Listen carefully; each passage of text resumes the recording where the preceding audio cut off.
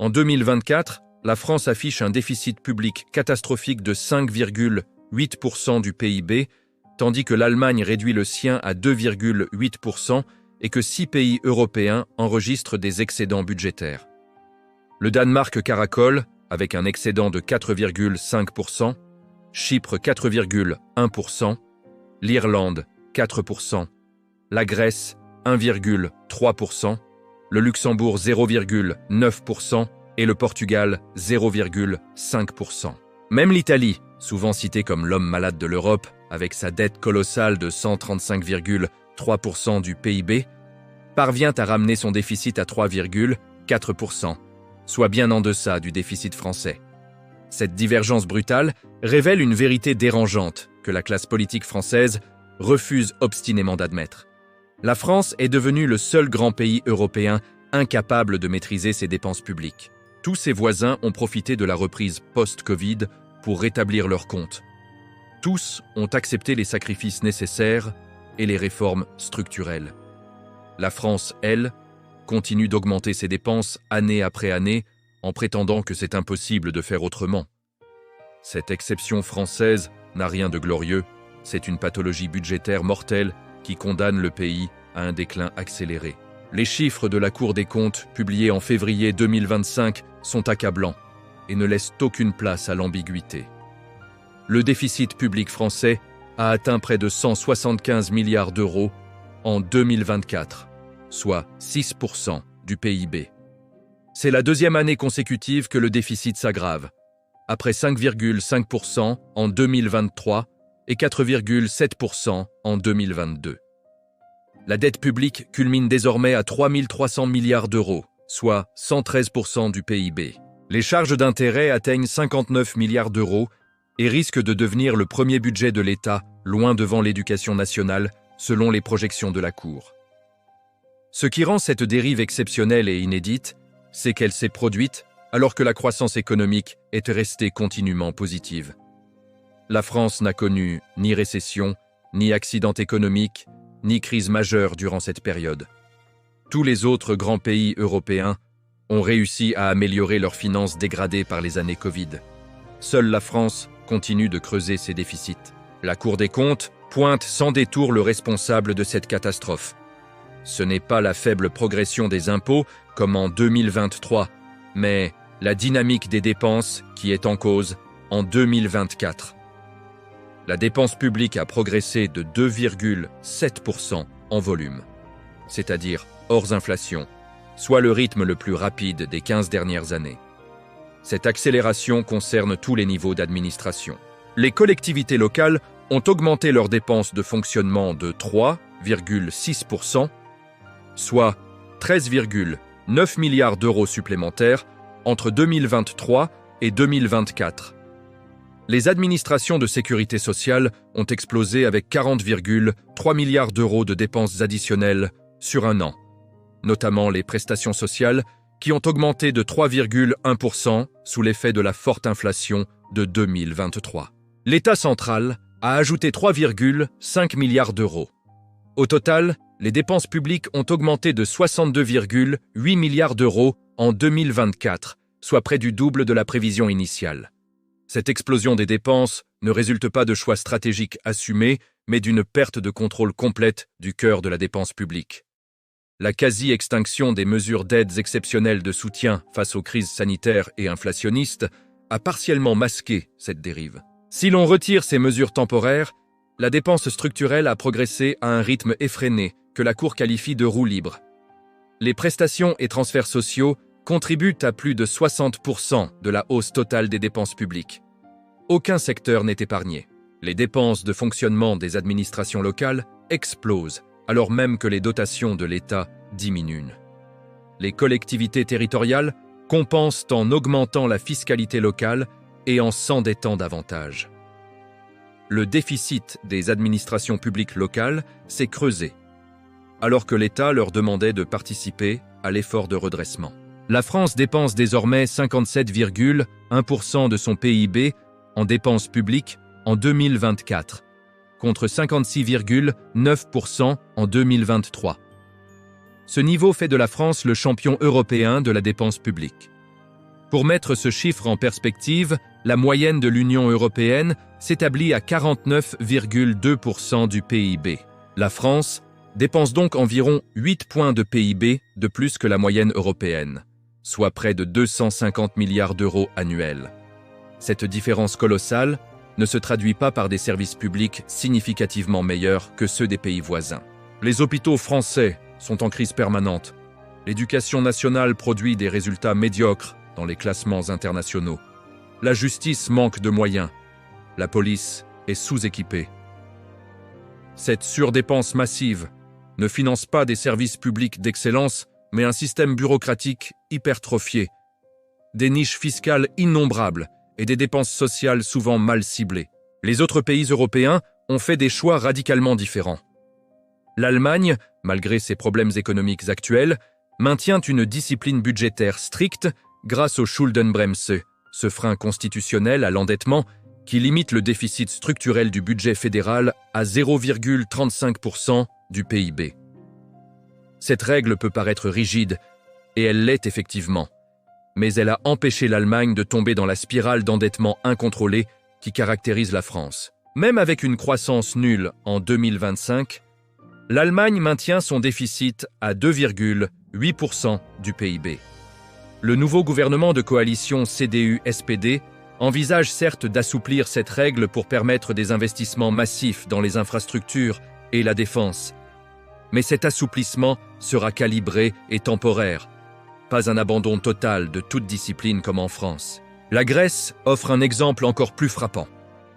Le pays a connu une décennie de crise apocalyptique après 2010, avec un chômage dépassant 27%, des plans d'austérité draconiens imposés par la Troïka et une contraction du PIB de 25%. Cette catastrophe économique a laissé des cicatrices profondes, mais elle a forcé le pays à réformer en profondeur. La Grèce affiche désormais un excédent budgétaire de 1,3% du PIB en 2024. Le pays a réduit massivement ses dépenses publiques, réformé son système de retraite, modernisé son administration fiscale et libéralisé son économie. Ces réformes ont été politiquement coûteuses et socialement douloureuses, mais elles ont fonctionné. La Grèce croît désormais plus rapidement que la France et ses finances publiques sont saines. L'ironie cruelle est que la France, qui donnait des leçons de rigueur à la Grèce il y a 10 ans, se retrouve aujourd'hui dans une situation budgétaire plus préoccupante qu'Athènes. Le Portugal a suivi un chemin similaire. Après avoir frôlé la faillite en 2011 et subi un plan de sauvetage international, le pays a mené des réformes courageuses qui ont restauré la compétitivité de son économie. Le Portugal affiche un excédent budgétaire de 0,5% en 2024 et sa dette diminue progressivement. L'Espagne, autre pays périphérique durement frappé par la crise de la zone euro, maintient une croissance vigoureuse de 1,5% et améliore ses comptes publics. Même la Belgique, souvent critiquée pour sa complexité institutionnelle et son endettement élevé, parvient à ramener son déficit à 4,5% du PIB, soit un niveau inférieur à celui de la France. Cette comparaison est humiliante pour Paris, qui se considère comme le leader naturel de l'Europe du Sud et le champion du modèle social européen.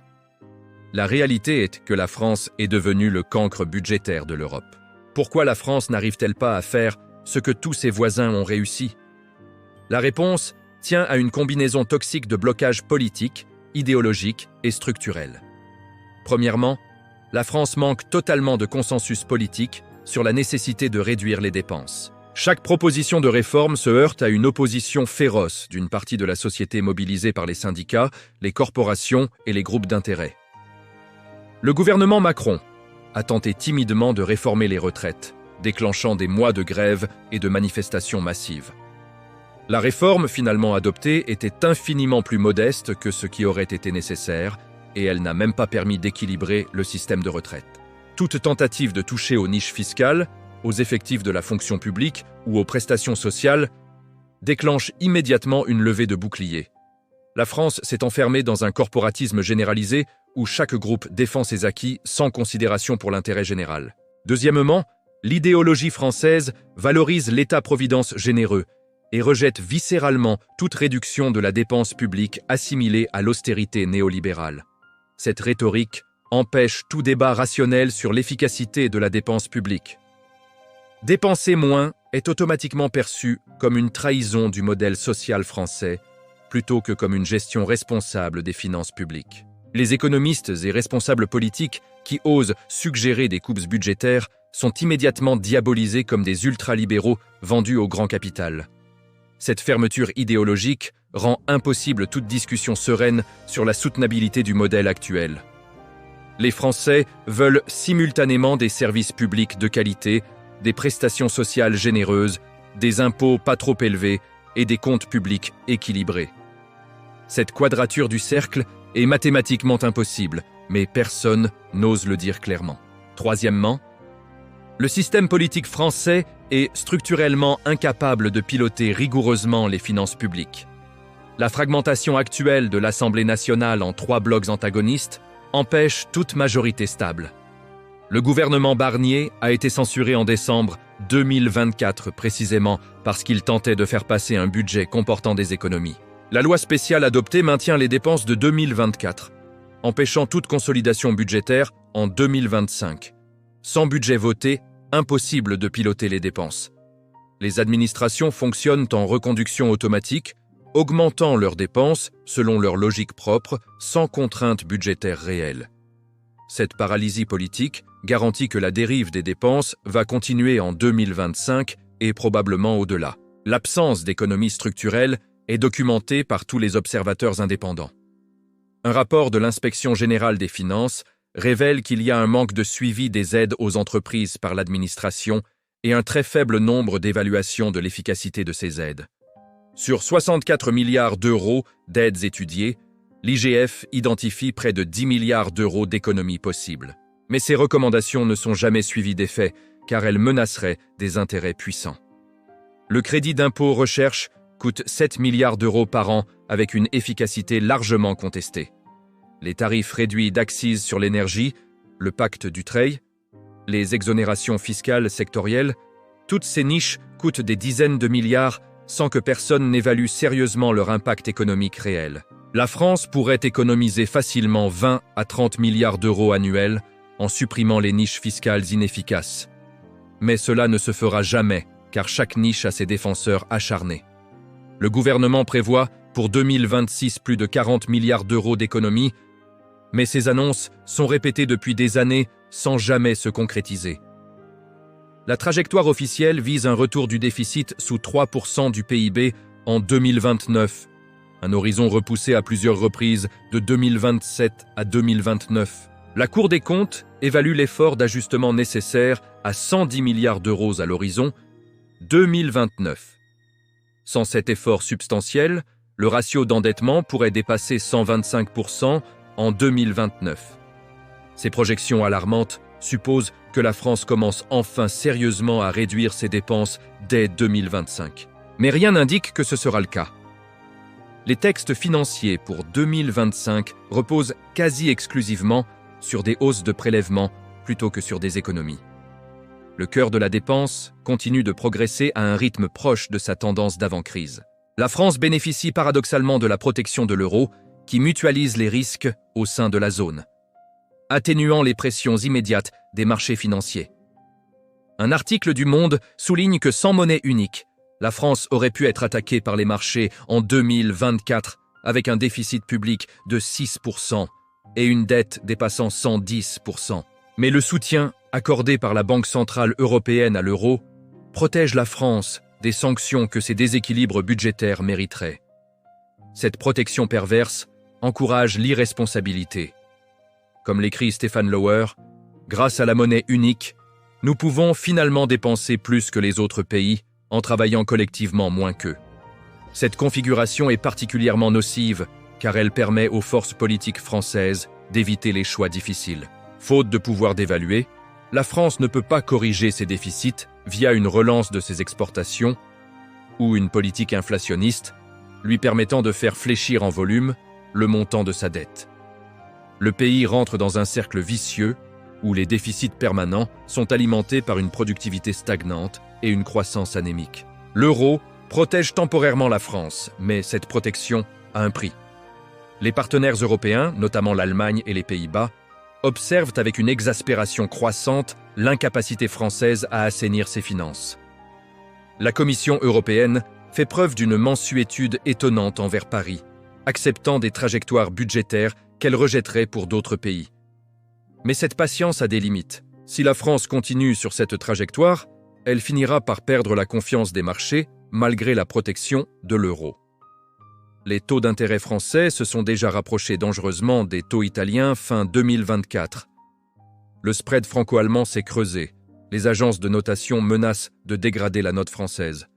Une dégradation significative rendrait le refinancement de la dette beaucoup plus coûteux, créant une spirale autoréalisatrice où les charges d'intérêt explosent, creusant encore davantage le déficit. La France se trouve à un point de bascule. Soit elle trouve enfin la volonté politique de réduire structurellement ses dépenses publiques comme tous ses voisins l'ont fait, soit elle continuera de dériver vers une crise budgétaire majeure qui l'obligera à accepter sous la contrainte des ajustements infiniment plus brutaux. L'histoire récente de la Grèce démontre que retarder les réformes nécessaires ne fait qu'aggraver la douleur finale. Les Grecs ont appris cette leçon terrible au prix d'une décennie perdue.